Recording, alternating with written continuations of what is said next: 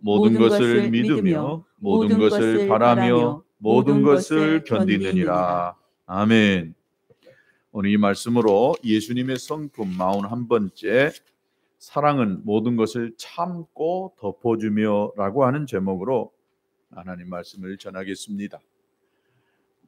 사랑의 12번째 속성입니다. 우리가 읽은 이 성경의 개역 개정판에는 모든 것을 참으며 라고 이렇게 기록되어져 있는데, 이 참는다라고 하는 그 말을 성경의 원어인 헬라어로 좀 살펴보면 참는다라고 하는 이렇게 표현되어졌다라고 보기보다도 덮어준다는 의미가 더 강하게 이렇게 담겨져 있다라고 볼 수가 있습니다.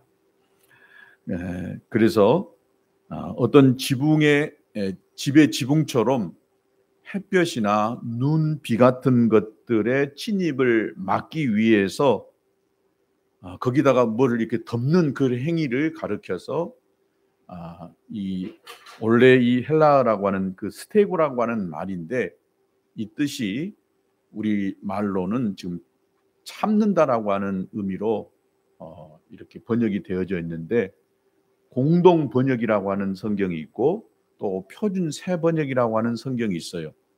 우리가 보는 성경은 한글 개역 개정판인데, 이 다른 번역본에는 이 참고 덮는다라고 이렇게 번역이 되어져 있어요. 그러니까 오히려 그 의미가 더 우리에게 확실하게 이 참는다라고 하는 의미를 분명하게 설명해 주고 있는 것 같아서, 저는 오늘 사랑은 모든 것을 참고 덮어준다라고 하는 그런 제목으로 말씀을 전하고 싶습니다. 사도 바울이 이 사랑장에서 사랑의 속성을 이미 오래 참는다라고 첫 번째 이야기를 했습니다. 그리고 또 마지막에 보면 모든 것을 견딘다라고 이렇게 번역이 되어져 글로 이렇게 표현되어져 있는 것을 볼 수가 있습니다. 그런데 이 헬라어 성경의 언어에 보면 사랑의 15가지 이 속성이 다 각자 다른 단어로 기록되어져 있습니다. 그러니까 사랑은 무엇이다라고 이야기할 때에 사도 바울은 15가지를 이야기하고 있습니다. 예를 들어서 이 빛을 프리즘이라고 하는 곳에다가 이렇게 쏴보면 그 프리즘을 통과한 빛이 7가지 빛으로 보여집니다. 프리즘 통과하기 전에는 한 빛이었는데 프리즘을 통과한 그 빛이 우리가 무지개 색깔 7가지 빛으로 보여주는 것처럼, 사랑이라고 하는 이 사랑을 프리즘에다가 싹 비춰보니까 사도 바울은 15가지다라고 이렇게 정의를 했습니다. 그래서 사랑은 오래 참는 거 하나만 이야기해서도 안 됩니다.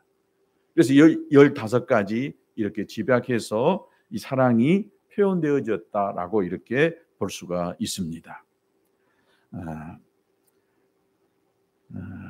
이 중복되어지는 말이 그 15가지에 어느 건 하나도 없습니다. 다 각자 나름대로 다른 언어로 표현되어져 있고 또 의미가 있는 것을 볼 수가 있습니다. 이 사랑은 상대방이 가진 모든 허물을 덮어주는 것이다 라고 오늘 12번째는 말하고 있다라고 볼 수가 있습니다.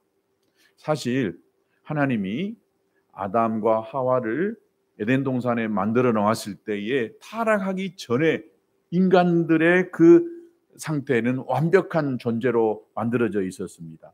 그때 아담과 하와가 사랑을 할 때에는 별 문제가 없었어요.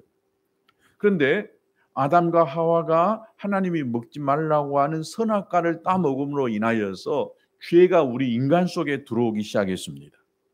그러다 보니까 우리는 그 아담과 하와의 그 후손들이기 때문에, 그 피를 받아 태어난 존재들이기 때문에 우리는 태어날 때부터 우리가 죄인으로 태어난다고 그럽니다. 그걸 원죄를 가지고 태어났다라고 이야기합니다.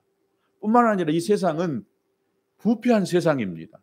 그러다 보니까 우리 자신이 타락한 상태에서 태어났고, 또 우리가 살고 있는 이 세상이 부패한 세상 속에 우리가 살고 있다 보니까 죄의 영향을 받고 있습니다. 그러다 보니까 누구나 다 우리 안에는 상처가 있고 부족함이 있습니다. 완벽한 사람은 단 한 사람도 없어요. 성경에 그 누구도 완벽한 사람이 없었어요. 다만 하나님이 아들이신 예수님이 이 땅에 오실 때, 인간으로 오실 때에 그 예수님의 인성은 완벽하게 이 땅에 태어나셨고 살다가 주님 하나님 우편에 올라가셨습니다. 우리 모두는 다 상처가 있고 부족하고 허물이 있기 때문에 이것이 가시가 되어집니다. 그래서 상대방을 사랑한다고 하지만 상대방이 찌르게 되어지고 내 가시가 상대방을 아프게 만드는 경우가 참 많이 있어요. 그래서 어떤 분들은 더 이상 상처받기 싫으니까 사람하고 만나서 사랑하다 보니까 그 사람의 그 가시가 내 마음을 찌르고 내 육체를 찌르다 보니까 사랑하지 않아야 되겠다라고 이렇게 결심해버리는 사람들이 있습니다. 그래서 우리 사랑은 마치 고슴도치와 같은 사랑을 하고 있다라고 이렇게 볼 수가 있습니다. 고슴도치는 어때요? 온몸에 가시가 돋아 있잖아요. 그러니까 이 고슴도치가 사랑을 해서 서로 가까이 가면 갈수록 가시가 서로를 찌릅니다. 아프잖아요. 그러다 보니까 가까이 안 가려고 그래요. 사랑을 하지만 가까이 안 가리고 거리를 딱 두고 이렇게 지내려고 합니다. 사랑은 하되 서로에게 찔리지 않을 정도로만 적당한 거리를 두고 살아가는 법을 스스로 터득하고 그렇게 하려고 하는 경우가 저와 여러분의 삶의 모습인 줄로 믿습니다. 여러분, 그런데 과연 이게 사랑일까? 성경이 말한 하나님이 원하시는 그 사랑일까?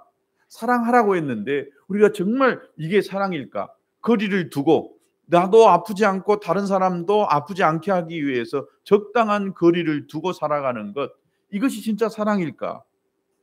상처받지 않기 위해서 거리를 두고 이기적인 사랑을 하는 이것이 사랑이다라고 볼 수가 없는 것입니다. 여러분, 사랑은 상처받을 각오를 하는 것입니다. 유행가 가사가 있잖아요. 사랑은 눈물의 씨앗이라고. 사랑을 하면 눈물을 흘릴 수밖에 없어요. 사랑을 하면 아파요. 힘들어요. 그런데 하나님은 우리 인간을 홀로 고독하게 살지 않고 사랑할 때 행복을 느끼고 사랑을 받을 때 행복을 느낄 수 있도록 그렇게 존재되어 있습니다. 가장 큰 불행이요, 혼자 고독하게 사는 거예요. 그래서 교도소에서 진짜 나쁜 짓 한 사람은 어떻게 처벌합니까? 독방에다 가둬 버리잖아요. 이게 독방에 혼자 있는 것처럼 그렇게 사람이 힘든 것이 없기 때문에 독방에다 가둔 것입니다. 사랑은 서로의 운명에다가 함께 엮어가는 거예요. 내 운명에 내 사랑하는 사람을 엮어가는 것이고 그 사람 운명에 내가 엮여가는 것, 이것이 사랑인 줄로 믿습니다. 저와 여러분은 하나님이 세우신 이 근원교회라고 하는 이 공동체 안에서 함께 엮어져 가는 그리스도의 형제 자매인 줄로 믿습니다. 예수님의 사랑이 그렇습니다. 하나님이 인간의 운명에다가 딱 엮어버렸습니다. 예수님이 십자가에 달리시고 허리에 굵은 창자국이 생기는 이 상처를 입었습니다. 이렇듯 자신이 상처를 입으면서 그 하나님의 사랑을 오늘 우리들과 엮어준 것입니다. 예수님의 십자가가 아니었으면 우리는 하나님을 내 아버지라고 내 주님이라고 부를 수가 없었고, 예수님의 십자가가 아니었으면 오늘 저와 여러분이 이 믿음의 공동체 안에서 한 형제요 자매라고 부를 수가 없는 것입니다. 인간이 하나님의 사랑을 깨닫게 된 것은 바로 이 상처 입은 십자가를 통해서 오늘 저와 여러분이 우리와 하나님이 함께 엮어진 줄로 믿습니다. 주님의 가시의 찔림으로 우리는 이제 하나님의 보좌 앞에 담대히 나갈 수가 있게 된 줄로 믿습니다. 주님의 십자가가 있었기 때문에 우리의 허물이 덮어진 가운데에 우리는 의로우신 하나님 앞에 담대하게 나갈 수 있게 된 줄로 믿습니다. 여러분 모든 인간관계가 또 그렇습니다. 적당한 선을 유지한다고 하면 서로가 편해질 수가 있어요. 적당한 선을. 그래서 그 적당한 거리를 두고 살아가는 것, 이것이 정말 사랑일까라고 하는 생각이 듭니다. 이런 가운데 진짜 서로의 변화나 발전이 있을까? 거리를 두고 적당한 선을 두고 만나고 또 관계한다면 이게 진짜 사랑일까라고 하는 생각을 가질 수가 있습니다. 서로 부딪혀야 소리가 나고 모서리가요, 이 튀어나온 모서리가 깎여질 수밖에 없어요. 사람과 사람이 정이 들 때에는 함께 사건에 연루되어져 있고 함께 시간을 보낼 때에 거기서 사람이요 정이 드는 줄로 믿습니다. 지난주에 우리 박기영 명규성 선교사님 그 딸 중에 큰딸 윤희가 저를 찾아왔더라고요. 한 1년에 한 번씩 정도는, 아니 2년에 한 번 이렇게 생각나면 한 번씩 오는 것 같아요. 멋진 청년 하나를 데리고 왔더라고요. 남자친구 하나를 데리고 와서 목사님 사모님한테 소개시켜주고 싶어서 이렇게 데리고 왔더라고요. 그리고 목포에 좋은 식당도 자기들이 다 예약을 해놓고 목사님 사모님 모시고 가서 식사 대접도 하고 또 갈 때는 용돈도 주고 가더라고. 지가 돈을 얼마나 번다고. 이제 취직한 지 3달인가 몇 달 됐다고 그래요. 부모가 엄마 아빠가 여기 없다 보니까 자기의 이 마음의 고향이 목포라는 생각이 든다고 그래요. 그래서 그 남자친구한테도 계속 목포를 이야기만 하다 보니까 도대체 목포가 어딘 곳인가 한번 가보고 싶어가지고 이 목포에 근원교회를 찾아왔더라고요. 중국의 하이난도의 그 뜨거운 열대에 살다가 어쩔 수 없이 중국에서 추방당해가지고 오갈 데가 없어서 꼭 온 것은 아니지만은 우리 교회 딱 12월 달에 왔어요. 그 해는 엄청 많이 추웠어요. 근데 우리 교육관 2층 소망룸에서 거기서 이렇게 살았는데 이번에 들어보니까 엄청나게 추웠대요. 여름에 거기는 항상 옷도 반팔밖에 없이 살았는데 겨울옷 입고 온다고 입고 왔는데 그것이 우리는 뭐 우리 사시사철 살아도 겨울이 춥잖아요. 근데 열대지방에 살다가 태어날 때부터 거기서 태어났어요. 윤희만 한국에서 태어나가지고 거기 갔지 나머지 두 애들은 다 거기서 태어났거든요. 그러니 한국에서 첫 번째 겨울을 맞는데 얼마나 추웠겠어요. 벌벌 떨었다고 그러더라고. 오면 그럴 줄 알았으면 교육관 불을 더 세게 틀어줄 텐데.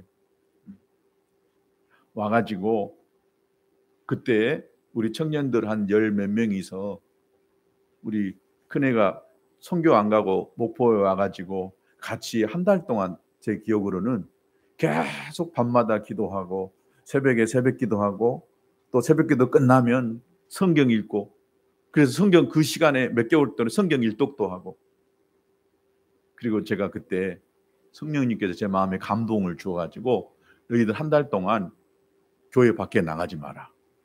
그때 목포의 유명한 장미의 거리였어요. 애들은 오면은 다 뭐 거리에 가서 노는데 세상에 영이 너희들이 들어가니까 지금은 영적으로 무장할 때니까 나가지 말고 여기서 하여튼 기도하고 성경 읽고 그래라. 그래서 그 애들이 순종하고 이렇게 몇 달을 보냈어요. 그리고 제가 일주일에 한두 번씩 데리고 걔들은 중학생이었고 고등학생이었는데 데리고 막 전도 다녔어요. 시내로 다니고 또 목대 또 과학대학 다녔어요. 그때 우리 주찬이가 함께 했거든요. 근데 그것이 그렇게 자기들의 그것이 벌써 한 6, 7년 정도 됐는데 한국 생활을 하는 데 있어서 이 뿌리가 됐다라고 그렇게 이야기하면서 잊지를 못하더라고요. 저도 이번에는 참 제 마음에 식당에 앉아서 기도를 하는데 눈물이 그냥 펑펑 쏟아지더라고요. 너무 감사해서. 진짜 제 마음에 쏙 든 남자를 데려왔더라고. 엄마 아빠가 지금 멀리 있으니까, 선교지에 있으니까 아마 목사님 사모님한테라도 보여주고 싶었나 봐요. 진짜 제 마음에 쏙 들어요. 참 잘했다. 신앙이 너무 좋고 할아버지 목사님, 아버지 목사님 그런 신앙이 다 가정이 되어져 있는 머시마를 데리고 왔더라고요. 함께 보낸 여기서 한 1년 정도를 같이 이렇게 살았어요. 그리고 갔던 그 기억이 생생해가지고 잊지 못하고 이렇게 가끔 한 번씩 이렇게 찾아오더라고요. 그래서 사람이 함께해요. 밥을 같이 먹고 같은 공간에서 살다 보면 정이 드는 것입니다. 같이 살면 힘들어요. 그러나 그런다고 멀리 떨어지고 관계를 두기 시작하면은 여러분 정이 안 듭니다. 사건이나 일이 없으면은 여러분 사랑도 없어요. 우리를 성장시키는 것은 이 만남입니다. 서로의 이 관계가 서로를 깎이게 만들고 아프게 만들지만은 그것이 서로를 사랑하게 만들고 정이 들게 만드는 줄로 믿습니다. 저와 여러분 모두는 다 우리 부족한 사람들이에요. 완벽한 사람 아무도 없습니다. 그러니까 부족한 사람들끼리 만나니까 서로 부딪히게 돼 있는 거예요. 가시가 많은 사람이면 그 가까이 가면 갈수록 가시에 찔리잖아요. 상처가 있는 사람이면 있을수록 자기도 아프지만 다른 사람을 아프게 하는 것입니다. 그런데 여러분 이런 가시가 많은 사람들을 만나고 또 가까이 하면서 상처를 입을 때에 그 사람이요 하나님의 성품으로 변화되어 갑니다. 그리스도 형상으로 만들어져 가는 줄로 믿습니다. 동의 안 하시네요? 상처 입은 치료자라고 하는 그런 책이 있어요. 사람하고 상대하다 보면 상처를 입어요. 만나다 하고 상대하다 보면 힘들어요. 그런데 그런 만남이 결국 나를 성수시킨다니까요. 대단히 나를 변화시켜요. 성수시킵니다. 잠언 27장 17절에 보면 철을 날카롭게 하는 것 같이 사람이 그 친구의 얼굴을 빛나게 하느니라 라고 했습니다. 우리 인간관계가 그렇습니다. 철과 철이 부딪히면 어때요? 소리가 납니다. 막 깨집니다. 거기서 가루가 막 나는 것이죠. 그런데 이 나의 부족한 모습이 깎이고 내 안에 아름다운 예수님의 형상이 그러는 가운데 만들어지는 것입니다. 요즘 사람들이 자기를 잘 드러내지 않으려고 합니다. 그래서 자기는 아는 척합니다. 아닌 척합니다. 깨끗한 척합니다. 강한 척합니다. 그러나 막상 들어가 보면 그렇게 약한 사람이 없고 그렇게 부족하고 힘든 그런 더러운 사람이 없는 이 더러운 것들이 보여지는 경우가 많이 있어요. 그래서요 아닌 척 하다 보니까 서로 엮이는 것이 싫은 거예요. 만나는 것이 싫은 거예요. 또 남의 불행이 있으면 거기에 절대로 끼어들지 않으려고 합니다. 혹시 지나가다가 어떤 일이 생기다가 나한테라도 그것이 튀길까 두려워서 가까이 하려고도 하질 않습니다. 그러다 보니까 교회도 마찬가지입니다. 교회도요 큰 교회 다니려고 합니다. 대형 교회 다니려고 합니다. 왜요? 그 속에 확 파묻혀가지고 가도 오도 가든지 안 오든지 나를 전혀 알 수 없는 것. 이런 곳에 들어가서 내가 신앙생활을 안 할 수는 없으니까 그 속에 가서 그냥 파묻혀서 지내고 싶어 합니다. 그러니까 작은 교회는 하지 않으려고 해요. 오면은 다 드러나잖아요. 자기가 어떤 삶을 살아왔는지, 자기 과거가, 현재의 삶이 다 드러나니까 작은 교회는 안 하려고 해요. 사람들 관계 안 하듯이 그러려고 합니다. 그러나 절대 그렇게 자기를 드러내지 않고 자기의 모습이 다른 사람에게 비춰지지 않고서는 서로를 이해하거나 사랑할 수가 없게 되는 줄로 믿습니다. 문제가 생기면 혼자 해결하려고 합니다. 그리고 문제가 생기면 조용히 다른 것으로 옮겨가려고 해요. 사람 앞에서 드러내죠 드러내지 않으려고 하는 것은 여러분 이해가 갑니다. 그러나 하나님 앞에서 자기 자신을 감추는 것은 진짜 어리석은 것입니다. 하나님 앞에서는 그대로 다 드러내야 돼요. 상대의 미움 감정, 막 죽이고 싶은 마음 그런 거 있잖아요. 사람 앞에는 여러분 말하지 마세요. 그러나 하나님 앞에서는 내 솔직한 심정을 다 터해놔도요. 하나님은 내 허물을 그대로 덮어주는 것입니다. 제가 신학대학원 다닐 때 상담학에 그 교수님이 그렇게 이야기하시더라고요. 성도들의 진짜 어려운 상담은 받지 마라. 여러분 제가 그렇게 말하고 싶어요. 여러분 진짜 어려운 상담은 저나 제 사모님한테 말하지 마세요. 왜냐? 우리는 다 그것을 받아주고 품어줄 수 있어요. 그런데 정신 차리고 나서 보면 아이고 내가 그때 괜히 목사님 사모님한테 내 속 이야기 다 했네. 그래가지고 스스로 못 견디고 떠나가 버린 경우가 있어요. 작은 것, 별거 아니다 싶은 것들은 얼마든 이야기해 두는데 여러분 진짜 감추고 싶은 것들 있잖아요. 쉽게 털어낼 수 없는 것들. 이것은 말하지 마세요. 저한테. 그럼 어떻게 해야 돼? 전문 상담가를 찾아가서 이야기해야 돼요. 상담을 못 받아줘서가 아니라 말하는 여러분들이 오히려 더 말해놓고 시험 들 수가 있는 거예요. 저는 옛날에도 다 그 받아줘야 된다라고 생각을 했어요. 근데 좋은 관계를 위해서는 진짜 아프고 힘든 그 상처들은 하나님 앞에 여러분 가지고 나가셔서 하나님 앞에 결정을 해야 돼요. 저도 많은 성도가 아니지만 성도들하고 상담을 해보면 대화를 하다 보면 거의 대부분 저한테 말하기 전에 이미 답이 그 사람 안에 있어요. 상담자한테 이야기할 때는 동의를 얻고 싶은 거예요. 자기 하고자 하는 이야기, 자기가 또 가야 될 것에 대한 동의를 얻고 싶은 거예요. 그런 경우가 상당히 많습니다. 하나님 앞에서는 사람의 미움 감정 그냥 죽이고 싶고 그런 것들도 솔직히 다 털어놔도 괜찮습니다. 조용히 은밀한 곳에 가서 거기서 하나님 앞에 여러분의 마음을 다 털어낼 수 있게 되기를 주님의 이름으로 축복합니다. 내 안에서는 끓고 있는데 하나님 앞에서 마저 다 토해내지 못한다라고 한다면 어떻게 되느냐? 우리 속은요 타버려요. 타버려요. 심정이 타버려요. 이 마음이 타버려요. 그러지 않기 위해서는 하나님 앞에 다 토해내야 됩니다. 하나님 그 인간이요 너무너무 미워요. 어찌하면 좋겠습니까? 하나님 내 마음이 죽이고 싶을 정도로 미워요. 내 마음에 주님 이런 마음이 있는데 하나님 아시잖아요. 용서해 주세요. 라고 이렇게 하나님 앞에 토해낼 수 있게 되기를 축복합니다.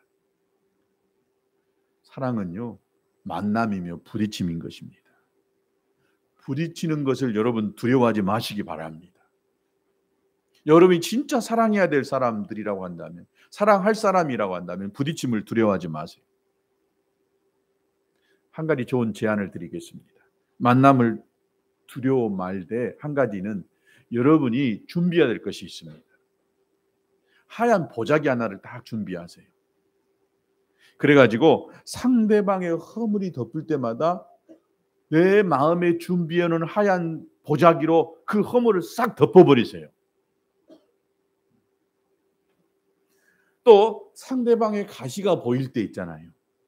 가까이 가서 대화하고 만났는데 상대방의 가시가 보여요. 그럼 어떻게 해야 돼요? 그 하얀 보자기로 그 가시를 똘똘똘똘 말아버리세요. 그래서 이 사람들과 만날 때 반드시 이 하얀 보자기, 마음의 하얀 보자기가 필요한 줄로 믿습니다. 이 가시를 무디게 만들어야 상대방의 허물을 내 마음의 하얀 보자기로 덮어버려야 그 사람을 가까이 만날 수 있고 상대할 수가 있는 것입니다. 베드로전서 4장 8절에 보면 무엇보다도 열심으로 서로 사랑할지니 그랬어요.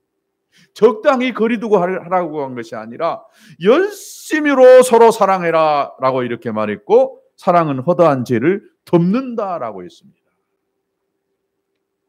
사랑은 상대방의 좋지 못한 점은 덮고 좋은 점만 보려고 노력하는 것이 사랑인 줄로 믿습니다.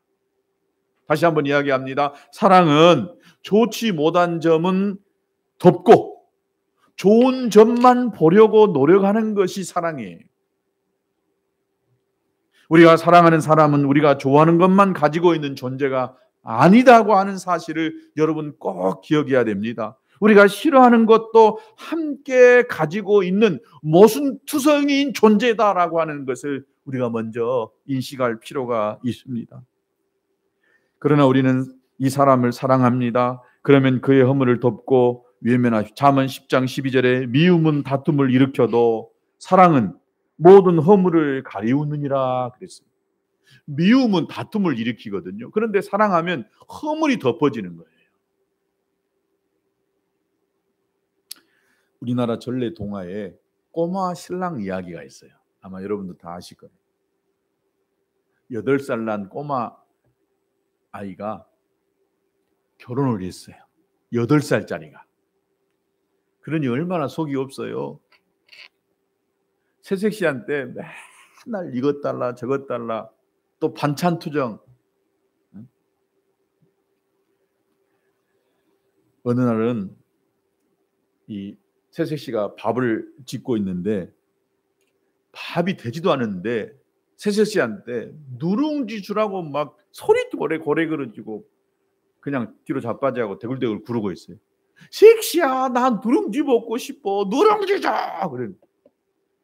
아니 밥하고 있는 이 상태에서 이 꼬마 신랑이 누룽지라고 하니까 얼마나 이 새색시가 화가 났는지 신랑을 번쩍 들어다가 지붕으로 휙 던져버렸어요. 그런데 지붕 위에 있는데 마치 그때 호랑이 같은 시어머니가 탁 나타나 버렸어요.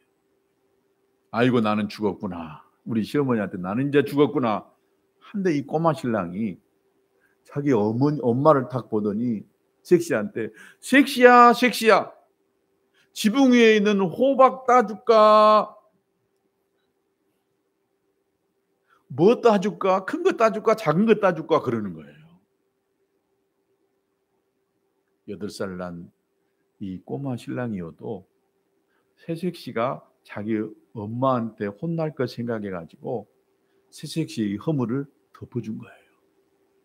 그때부터 이 새색시가 진짜 이 꼬마 신랑을 사랑하고 잘 보살펴줬다는 우리나라 전래 동화의 꼬마 신랑 이야기에 이런 이야기가 있어요. 8살 난 꼬마 신랑도 자기 새색시가 엄마한테 혼나지 않기 위해서 허물을 덮어준 것입니다. 허물을 자꾸 보거나 자꾸 드러내는 것은 사랑을 지속시키기가 어렵습니다. 관계를 지속해내기가 어려워요. 그래서 잠언 17장 9절에 허물을 덮어주는 자는 사랑을 구하는 자요 그것을 거듭 말하는 자는 친한 벗을 이간하는 자니라 라고 했습니다. 아무리 그것이 사실이고 정확한 판단일지라도 자기 허물이 드러나는 것을요 기뻐할 사람, 좋아할 사람 아무도 없어요. 자기도 알아요. 근데 자기 허물을 자꾸 옆에 사람이 뭘 잘못했다, 뭐 했다 하고 하면은 속이 상하는 거예요. 우리 모두가 연약한 인간인 이상 자기도 모르게 허물이 보일 때가 있어요. 또 대부분의 사람들은 자기가 한 실수나 잘못에 대해서 스스로 후회하는 경우가 많아요. 그렇지 않은 사람도 있지만 내가 잘못 살았구나, 내가 잘못했구나. 그런데 잘못한지 아는데 그것을 밖으로 드러내지 않고 있는데 옆에 사람이 자꾸 뭘 잘못했지, 뭐 했지 이야기해요. 그러면요 더 속상한 거예요. 누구든 지적받기를 싫어합니다. 더군다나 아랫사람이, 자기보다 아랫사람이 자기가 윗사람인데 자꾸 뭘 지적을 해요. 직장에서도 자기 상사, 사장님한테 뭘 잘못했다고 자꾸 따지는 거예요. 옳아요. 맞은 말입니다. 그런데 그 사람 절대 직장생활 오래 못한다는 거죠. 이게 미국 사람이 쓴 책에 이런 말이 있어요. 직장에서 오래 살아남기 위해서는 아무리 옳은 말이라도 결코 상사에게 하지 말라라고 하는 말이 있습니다. 옳은 말이에요. 정확한 이야기입니다. 그런데 그것을 상사에게 윗사람들에게 그때마다 꼭 집어서 이야기하지 말라는 거예요. 이런 허물을 덮어주는 사랑은 마음 먹으면은요, 여러분 실천할 수 있습니다. 그런데 진짜 실천하기 어려운 사랑도 있어요. 어떤 사랑이냐? 상대방이 나에 대한 오해를 하고 모욕을 줘요. 너무 심한 모욕을 줘요. 무례해. 참고 덮을 수 있을까요? 다른 사람들이 다 보는 앞에서 거기서 내 욕을 해버려요. 내 잘못을 드러내. 심한 자존심의 상처를 입었어요. 용서가 안 될 수가 있어요. 그 사람의 무례함이 도저히 받아들일 수 없는 이런 상황에 놓여 있을 수가 있습니다. 이럴 때 그 사람의 허물을 덮어주고 참아준다는 것이 여간해서 쉽지 않습니다. 그런데 오늘 이 말씀을 한번 잘 살펴보십시오. 주님께서 뭐라고 말씀하시냐면 제자들을 향하여서 마태복음 5장 39절에 누구든지 네 오른뺨을 치거든 왼뺨을 돌려대라 라고 했어요. 그런데 저도 자세히 이 말씀을 묵상해 보니까 여러분, 사람들이 상대의 오른뺨을 치려고 하면 어떻게 해야 돼요? 왼손으로 때려야 돼요. 근데 왼손으로 뺨 때린 사람이 있어요? 대부분 오른손으로 많이 쓰잖아요. 근데 상대방 오른손으로 뺨을 치면 상대방의 어디가 맞아요? 왼뺨이 맞아요. 근데 성경에 오른뺨이라고 했거든요. 오른뺨을 치려면 어떻게 해야 되냐? 손등으로요. 그 사람의 오른뺨을 쳐야만이 뺨을 치면 오른뺨이 맞는 거예요. 여러분, 이렇게 때리는 것도 굉장히 모욕적인데요. 손등으로 탁 사람의 오른뺨을 치는 것은 더 모욕적이다는 거예요. 그런데 이렇게 모욕적인 이런 지금 상황에 닥쳤는데 그때 어떻게 하라고 예수님이? 오른뺨을 댔으면 왼뺨도 대라는 거예요. 이거 쉬운 것이 아닙니다. 어떻게 내 뺨을 때리는, 모욕적으로 내 오른뺨을 손등으로 때리는 이 사람을 향하여서 내가 왼뺨을 댈 수가 있겠는가? 주님은 왜 이렇게 심한 요구를 우리에게 하고 있을까요? 왜 이렇게? 나는 진짜 나도 안 될 것 같아요. 설교하는 저도 진짜 어려울 것 같아요.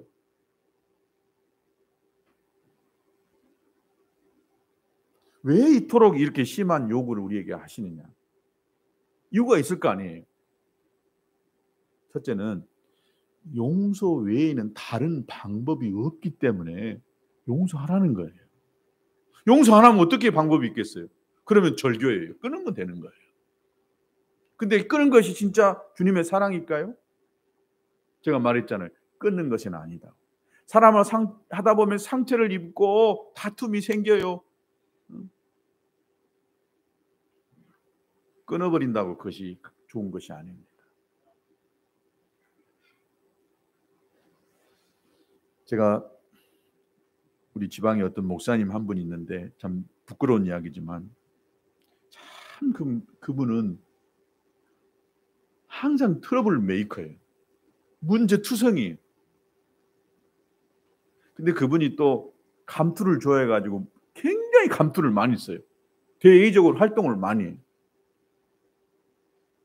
근데 몇 번 제가 어려움을 당하고 나서는 그분하고 말 잘못했다가는 내가 참 어려움을 겪더라고요. 그래서 상대를 안 해야 되겠다 내 마음으로 딱 이렇게 먹어버렸어요. 그렇게 나를 만나자고 목포에 가서 밥 사준다고 해도요, 그분이 사준 밥은 먹기도 싫고 식당에 같이 가서 앉아있는 것도 싫더라고요. 부끄럽습니다. 그런데 처음에는 그러다가 내 나중에 전화 오면은 정중하게 아주 공손하게 속으로는 나 너 안 만난다. 너 나하고 너 상대 안 한다. 그래도 말은요. 예, 제가 바빠서 못 나가겠습니다. 식사 맛있게 하세요. 그러고 끝납니다. 근데 그분을 보면은 속에요. 저만 그런 게 아니라 모든 사람이 다 그래요. 하여튼 저 사람하고 만나면 막 사람이 이런 문제가 생기고 어려움이 생기니까 가까이 하기가 싫은 거예요. 그런데 주님이 왜 오른뺨을 치는 사람에게 왼뺨을 드리게 했느냐? 용서밖에 다른 방법이 없기 때문에 그런 것입니다. 상대가 변할 것 같아요. 천만에만 사람은 잘 안 바뀌어요. 내가 행복하고 내가 더 예수님 닮아가는, 예수님의 성품을 닮아가자고 이야기하잖아요. 그러려면 어떻게 해야 되냐? 내가 바뀌는 방법밖에 없어요. 쉽지 않은 이야기입니다. 저도 잘 안 되는 이야기지만 성경에서 가르치는 이야기이기 때문에 저도 말합니다. 내 오른밤을 치는 자에게 왼밤을 대봅시다. 안 되지만 우리 주님이요, 안 될 줄 알면서도 하라고 이야기한 거예요. 다 잘해버리면요 말 안 하셔. 분명히 주님이 우리 인간을 모르겠어요? 창세 이후로 타락한 우리 인간의 이 속마음을 모르시겠습니까? 알면서도요, 용서하는 것만이 내가 사는 길이고 용서하는 것만이 사랑이기 때문에 그렇게 하는 흉내라도 내라는 거예요. 모양이라도 내라는 것입니다. 완벽하게 용서하라는 말이 아닙니다. 이건 주님이 내 안에요 용서의 영을 부어주시면, 용서의 마음을 부어주시면 진짜 용서가 돼버려요. 그런데 그렇지 않고서는 우리가 어떻게 해야 되냐? 노력해야 돼요. 내 마음에 용서해야 되겠다라고 하는 이 마음의 흉내를 내야 돼요. 그러다 보면 미움의 감정이 한 거풀 한 거풀 벗겨지기 시작하고 그 사람하고 가까워질 수가 있는 것입니다. 우리가 주님 앞에 설 수 있는 까닭이 어디 있다고요? 예수님의 십자가에서 피 흘리신 그 피가, 예수님이 머리에 가시관을 쓰시고 옆구리에 그 찔린 그 창자국이 결국 저와 여러분을 하나님 앞으로 인도해 냈던 것입니다. 예수님의 십자가가 아니었으면 우리가 하나님 앞에 갈 수 없는 죄인들입니다. 바로 예수님의 십자가는 저와 여러분의 허물을 덮어주는 사랑이었어요. 여러분이 여러분 주위에 있는 사람들의 허물을 덮어줄 때에 예수님의 성품이 여러분 안에 싹트기 시작하는 것입니다. 다 돼서 용서해서 덮으라는 것이 아니라, 수용 가서 받아줘서 덮으라는 것이 아니라 덮으려고 노력해야 된다는 거예요. 그러는 가운데 변화가 있을 수 있게 되는 줄로 믿습니다. 시간이 많이 갔지만 한 가지 예언만 드리고 마칠게요. 어느 신앙 신문에 이 칼럼에 이런 이야기가 있었습니다. 한 여성이 있었는데 이 여성은요 얼굴이 그렇게 예뻐요. 몸매도 기가 막히게 잘 어디 빠질 데 없어요. 근데 이 여자에게 딱 한 가지 좀 이 약점이 하나 있었는데, 머리에 숱이 적었고 언젠가부터 이 머리에 눈썹이 다 빠져버렸어요. 얼굴도 예쁘지, 몸매도 좋지. 근데 눈썹이 다 빠지기 시작했어요. 그래서 어떤 한 남자와 사랑하기 시작했는데, 남자를 만날 때마다 이 진짜 요즘은 다 문신으로 하지만 옛날에는 문신이 없으니까 이걸 막 눈썹을 그렸어요. 그래서 결혼을 했어요. 결혼해서 3년이 지났습니다. 남편이 사업이 잘 나가다가 어느 날 사업에 이 부도가 나가지고 부부가 연탄 배달을 할 수밖에 없는 직업을 가졌어요. 어느 날 이 남편이 앞에서 연탄 구루마를 끌고 뒤에서 밀고 가고 있는데 바람이 씩 불더니 시커먼 연탄것이 이 여자의 얼굴에 그냥 싹 달라 묻게 됐어요. 그래서 시커먼 이 여인의 얼굴을 남편이 세워놓고 닦아주기 시작하는 거예요. 얼마나 이 여인이 부들부들 떨었어요. 남편이 닦다 보면 내 눈썹도 닦아버리면 이 눈썹 없는 이 속 모습이 다 보여버릴 텐데 부들부들 떨고 있는데, 이 남편이 이 물 묻은 이 종이로 다 닦았는데 가만히 보니까 눈썹만 놔두고 다 닦고 있더라는 거예요. 남편이 이미 자기 아내가 눈썹이 없다는 것을 알았어요. 알았어도 한 번도 표현하지 않고 내색도 안 하고 그렇게 3년을 지냈다는 거예요. 이게 사랑인 줄로 믿습니다. 허물을 덮어주는 것입니다. 우리 마음의 하얀 보자기를 가지고 사람들 만날 수 있게 되기를 주님의 이름으로 축복합니다. 우리 같이 찬송하겠습니다. 찬송가는 지난주에 했던 사랑이라고 하는